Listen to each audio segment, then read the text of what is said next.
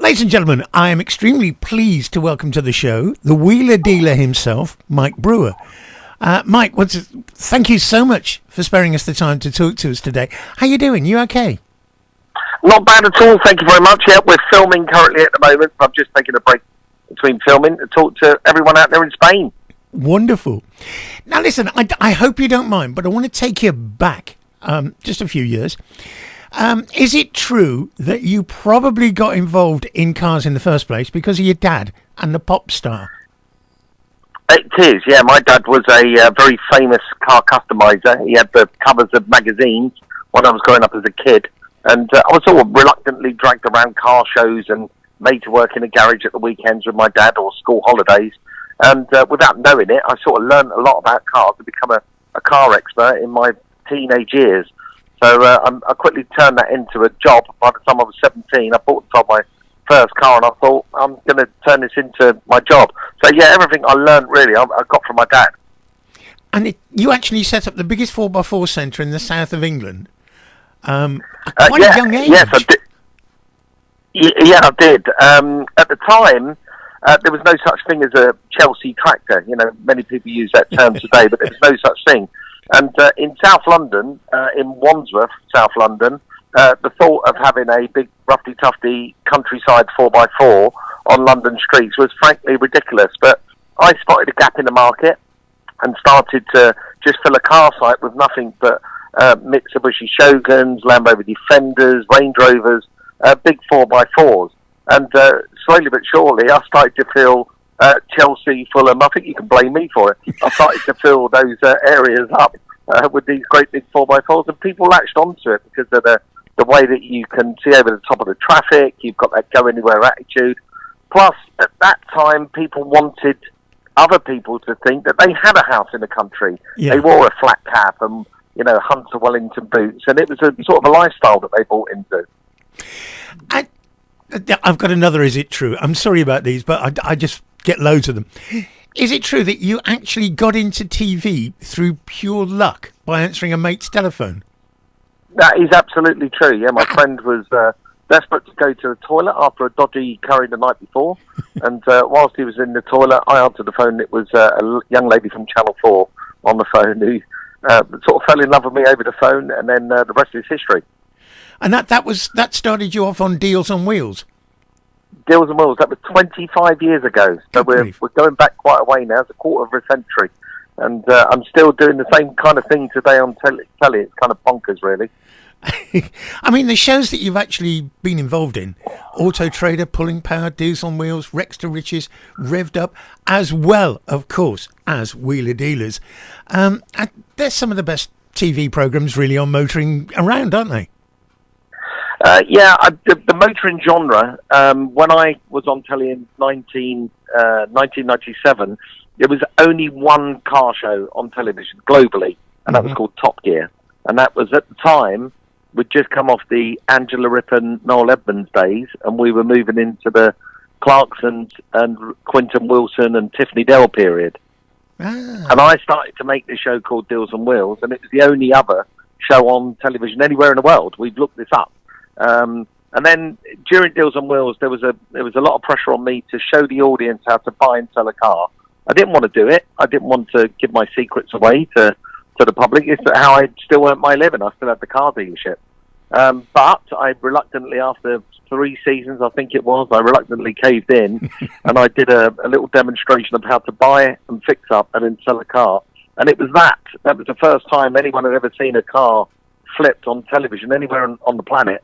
And it was that moment that sparked an idea to create a much bigger show just about buying, fixing up and selling cars.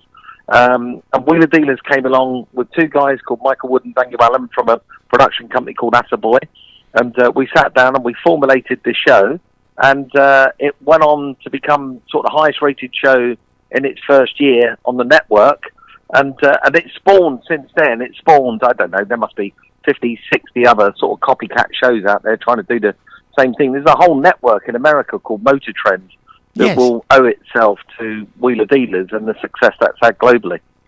Now, that I've got to admit, the thing that always fascinates me, I mean, I'm glued to it. Even the wife likes watching Wheeler Dealers, which is something for a girly. But we love the fact that there you are, you go out, you buy a car, and it's not 100%, it's nowhere near sometimes. And you bring it back and you go through that car and make it safe, you make it saleable, you make it pretty. And people really, really want to buy it. I mean, so many of those cars you brought back, I've gone, I want one of them. So the cars have to mean something. And I'm thinking specifically of you when I'm putting the shows together. I am thinking about what the audience want out of the programme. So they have to mean something to me, to my mechanic, to you, to your mother, to your wife. They have to be iconic and they have to pull at a heartstring somewhere along the line. Otherwise, there's no point in doing them. There's no way anyone's going to do on Wheeler Dealers a 2020 Skoda Fabia because it's not desirable yet. Nobody lusts after one, but we all lust after a Mark 1 Cortina or a Ford Sierra Cosworth. We all lust after those cars. So the cars have to have a meaning. They have to have a purpose. And really, I'm looking for stories. I want cars to be able to tell a story about why they exist, what their journey was like, and what they meant to us as the public that went out and bought them. And then all these cars, they all have their own indicative problems. If it's a Rover, it's going to be a K series engine. It's going to be a head gasket. Yeah. So you go looking for cars that have got specific problems. So I can explain to the audience that if you're going to go and buy one, or you have got one, this is the problems you're going to face, or you have, and this is how you fix it. Now, you made a 13 series, 135 episodes, and then went across to California. We headed over to the USA, and we got dragged over there to make the show in Hollywood. And, for any British TV host or presenter, that's got to be a monumental moment in anyone's career when you've got Hollywood asking you to go to their city, their town, and go and make this car show, this little weeny car show that we made in England from nothing. It's kind of a big moment, for everyone involved. It was an amazing thing to do. And not only did we go and do it, we ended up smashing it and ended up being the number one rated show on the network. So that was pretty cool. Excellent. And of course, the cars that you got your hands on out there, I mean, I was quite surprised there were so many British cars. I mean, with the 57 Chevys and all those sort of gorgeous things. But you were finding some amazing things like Austin Healey and things like that. I mean, look, for me, my audience primarily, my core audience was in England. And as soon as I jumped on an aeroplane and went to America, there was a huge outcry from the British audience who were quite vocal and quite loud, saying, we want this show back in England. What are you doing out there? They didn't like me being on holiday. They didn't like that. They didn't want to share their car show with the rest of the world. So I had no choice. I'm under contract. I have to do what the bosses tell me. But it's my choice to put what I like in the shows, and it's my choice to decide what cars we do. So I specifically went out looking for European and British cars and filled the shows up in America. Of course, we did the odd American car, but I filled the shows in America with more European, British, Japanese cars that are familiar to us in England than ever before. And I'm proud of that. I'm proud of it because they are there. The British car industry exported cars all over the world in the 70s, 80s and 90s. And we sent some great cars over to America and they're still there. So I can find them, fix them up and sell them. Now, you also did Wheeler Dealer's Dream Car. Which once again is a fascinating program. I mean, how on earth did you come up with the idea for that? Well, I came up with the idea for that in 2004. I did a series on ITV which was called Rex to Riches, and it was a little gamble I had with myself that I thought I could take £400 and then trade my way up by 8 changes of 8 trades. I reckon I could get a brand new vehicle, but it would only owe me or cost me £400. And I challenged myself to do it, and that was back in 2004, and I did, and pulled it off, bought a brand new MG that owed me £400. And then ever since then, I've always sort of been trading up myself. Me and my wife, we built a car collection over the years, and we bought it goes way back, but say we bought a Volvo P1800, we sold it, bought a Mustang, then we sold it, and we bought a BMW, and then we sold it, and we bought a Porsche. You know, we've been trading up ourselves over the years, so we've always been doing it. And it's with Wheeler Dealer's Dream Car. It's basically that show again. Is Wheeler Dealer's Dream Car, but I'm now doing it for people rather than doing it for myself, and it's such a pleasure to do, because these people have got no chance of help or assistance unless I help them. Yeah, that's trading up, isn't it? Where you yeah, exactly. So it's the same as trading up, but I'm now, instead of trading up for myself, I'm trading up for other people. Right. Which is an absolutely brilliant idea. I love that. Yeah, thank you. And the show, I've got some figures here. 217 territories with a global audience of over 200 million. That's amazing. Yeah, it's quite a big deal, isn't it? It's kind of scary when people put it down like that. You go, yeah, it shows kind of a big deal. 200 million people around the world watch it in 217 territories around the world, which is, I think, all of them. Yeah. You know, the show matters. Obviously, it matters on a global scale to a lot of people. And I'm incredibly proud of that. And it's not only, you know, me. We've got an amazing team of people behind the scenes that help us put the shows together. We've got a brilliant production team. We've got an amazing camera crew team. And, of course, I've got my wingman who's ever beside me at the time. And we do, you know, we really do work hard at making it the best show we possibly can. Yeah. You took a slight diversion in 2010. Frontline Battle Machines. That was a hell of a risk, wasn't it? Yeah, it was. You know, other than making Wheeler Dealers and, you know, mucking around doing cars and fixing cars up, I'm quite a serious journalist at heart as well. And there were a lot of things that were bugging me at the time. We were in war in Afghanistan, and I was reading newspapers that we weren't spending our taxpayers' money, and I'm a big taxpayer in this country. I've got a business, and obviously I've got some... I pay personal tax, a lot of personal tax, and I thought, you know, this isn't good enough. You know, we should be supporting our troops a lot more. So I actually went to the MOD in Whitehall and literally walked in the building. The cop let me in the building because he recognised me off the TV, and I walked in the building and demanded to speak to their press officer, and I sort of had a go at them and said, you know, why aren't we supporting our troops more? And they told me a story about the way that they issue equipment to their troops and the way that works, and it made sense. So they asked me to tell that story. They asked me if I wanted to go to Afghanistan and tell that story. So what turned out to me being a little bit angry and middle class and middle aged ended up with me being on the front line in Afghanistan and being attacked and shot at and blown out the sky in a helicopter and chased through the desert by the Taliban. So yeah, kind of a weird moment in my life, but very, very proud to do it. Incredible. Now, I know you've done things like you've been involved in the Isle of Man TT and various other things, but you've also won some awards, haven't you? The Royal Television Society's Best in Vision Personality and Broadcast Journalist of the Year twice. That's an achievement. Yeah, they're the ones that I talk about. There's lots of awards, and I'm not one of those guys that, you know, when I won awards, that they get up there on the internet and people talk about it and shout about it, but there's been several since that I've not mentioned or not put up. And that's just really, it's not for me, it's for the whole team of people that I work with and all the people behind the scenes. You know, the rewards are for them as well, to show that what we're doing it right. We work hard and we get rewarded for it. So it's brilliant. Okay, I've got two questions which I've been asked to ask you by listeners, because I said I was going to do this interview. Is there any car on Wheeler Dealers that you have had that you just didn't want to sell? Yes.